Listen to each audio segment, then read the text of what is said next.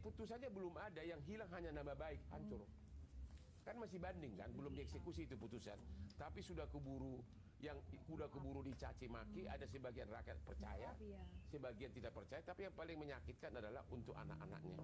Karena nanti jejak digital akan, oh ibu kamu dulu begini, kena penyakit ini, berarti kau juga. Lu bayangin kalau putri Anda dilamar sama anaknya, lu pasti ragu-ragu loh. Karena secara medis kan penyakit itu bisa menular berapa tahun kemudian, ya? Iya betul. Ya. Tapi setuju Bang, artinya kan pihak Paula kan datangi Dewan Pers untuk meminta menghapus pemberitaan terkait adanya. Iya, nggak bisa, itu susah.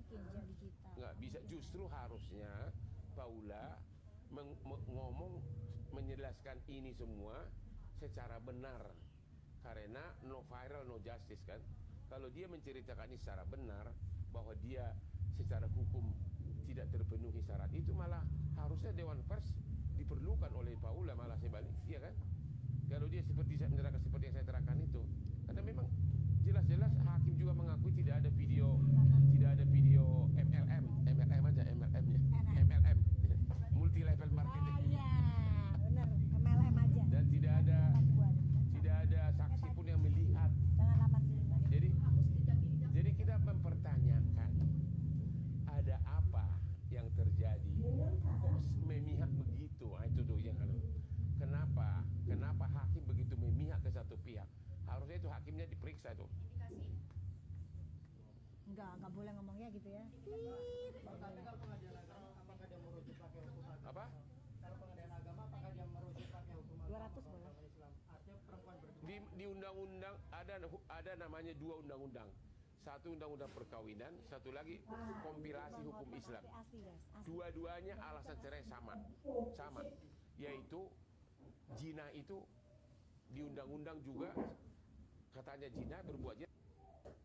Di hukum kompilasi hukum Islam juga berbuat zina.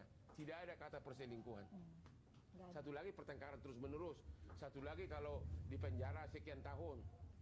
Atau satu lagi karena tidak bisa memberikan nafkah lahir batiniah, kayak Hotman itu. Tapi yang berdoa di kamar dan curhat itu gimana Bang? Ya itu tadi, itu bukan berzina kan? Itu bisa jadi alasan harusnya bertengkar gara-gara aku melihat kamu dengan cowok. Ya, itu bertengkar. Karena di undang-undang ada alasan cerai, pertengkaran terus menerus. Ya itu jadi alasan bisa. Bisa saja kita menduga bahwa Paula terpaksa mengikuti drama itu karena di bawah tekanan. Paula terpaksa mengucapkan kalimat-kalimat yang seakan-akan dia mengakui perselingkuhan. Paula mengakui adanya hubungan, chatting dan lain-lain karena di bawah tekanan. Mungkin bisa terjadi. Ini kan kembali lagi harus kita melihat asal muasal daripada rekaman tersebut. Apa pembicaraan awal, apa pembicaraan akhir. Jangan sepotong-sepotong, jangan membuat keadaan semakin ricuh. Karena kembali lagi kita bisa melihat bahwa dengan rekaman keluar, siapa pihak yang akan diuntungkan dari rekaman tersebut disebar. Kan begitu. Intinya simple. Begini teman-teman. Hubungan rumah tangga, apapun yang terjadi, konflik rumah tangga hanya dapat dikonsumsi oleh keluarga itu sendiri. Bukan untuk publik. Jangan membuat keadaan rumah tangga yang adanya keributan, pertengkaran, atau mungkin sampai hingga perceraian begitu, yang merupakan sebagai aib daripada keluarga disampaikan ke ruang publik. Karena tidak baik. Aib keluarga harus diumbar-umbar menjadi konten.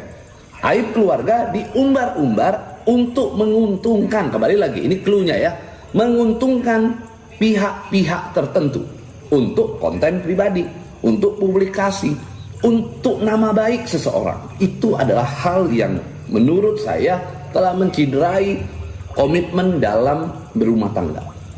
Lah kalau memang Mbak Im tahu dia HIV, kan sudah berkali-kali saya katakan, kenapa kamu mau kawin nikah dengan orang yang kena penyakit HIV, kan bukan ketularan. Duganya itu. Yang kedua, yang ketiga, nyatanya kan punya anak, nyatanya anaknya sehat walafiat. Yang ketiga, yang keempat, apakah pantas selama melaksanakan hidup rumah tangga itu menghumbar kejelekan-kejelekan dalam rumah tangga itu kepada publik. Terlepas apapun hubungan suami istri, namanya suami istri itu ada saja kadang-kadang yang tidak sependapat, tidak sepakat dalam suatu persoalan. Tapi kan ini bukan untuk konsumsi publik. Ini yang saya katakan berkali-kali sangat-sangat tidak manusiawi, ya. Sangat tidak berpendidikan, ya.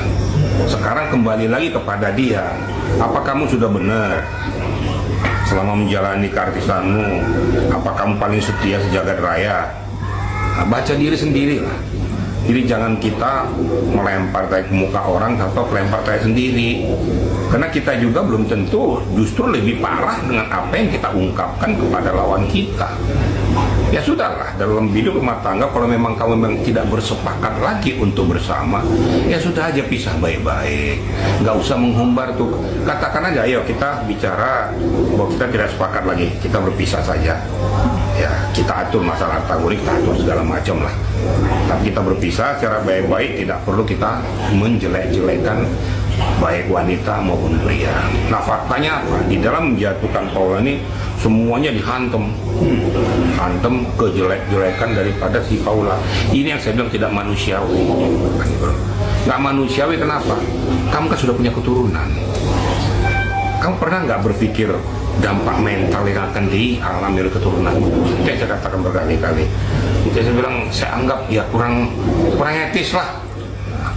Nah ini supaya sama-sama kita cermati, apalagi kita yang punya pasangan masing-masing, ini merupakan pelajaran. Ya, saya yakin yang lain-lain ini nggak seperti itulah. Ya, kalaupun berpisah aja, tapi jangan umbar kejelekan-kejelekan pasangan kita pada saat kita bersama. Intinya Paula itu bingung sih sebenarnya dalam konteks itu ya. Ini realnya ya. Dia bingung dia sebenarnya. Gue mesti ngapain sih sebenarnya? Gue belum mulu gitu kan? Gitu. Nah jadi kalau misalnya Baim minta makanan A, ya lo harus menjadi makanan A.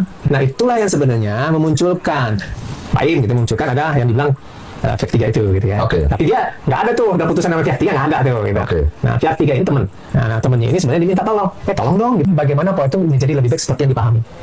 Kan gitu ya. Penengahnya juga. Ya, bisa juga penengah gitu. Ya, kita. Namanya life coach ya. Artinya membuat Paula jauh lebih baik berdasarkan pemahamannya dia. Gitu. Itu permintaan siapa? Baik, tapi dia nggak ngaku gitu ya. Dia nggak ngaku.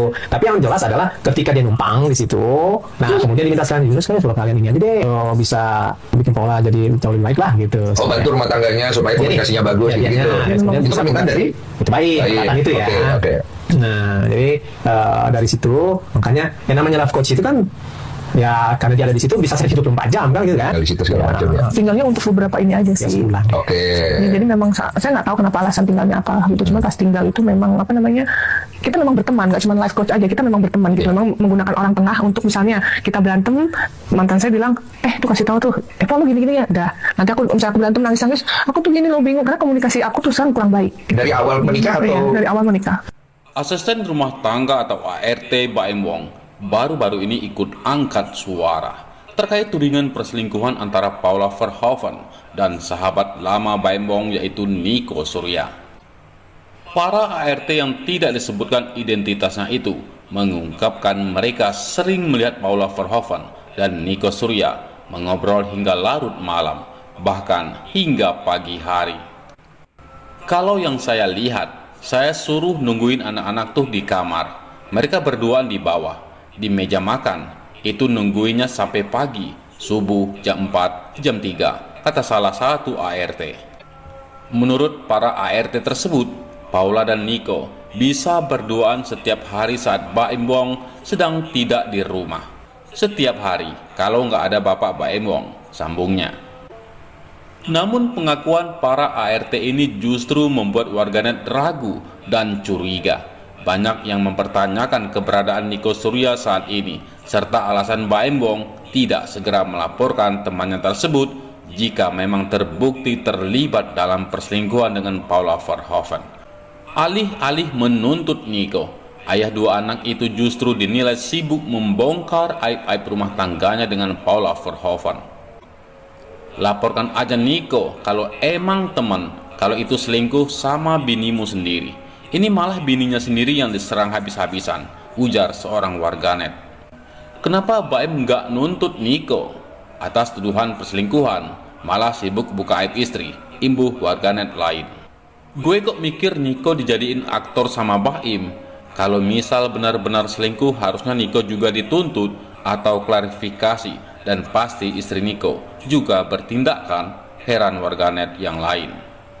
Selain itu, Paula Verhoeven sebelumnya dinyatakan sebagai istri durhaka oleh juru bicara Pengadilan Agama Jakarta Selatan. Ia pun juga dinyatakan terbukti berselingkuh meski bukti perzinaan yang menjadi acuan putusan pengadilan tak begitu kuat.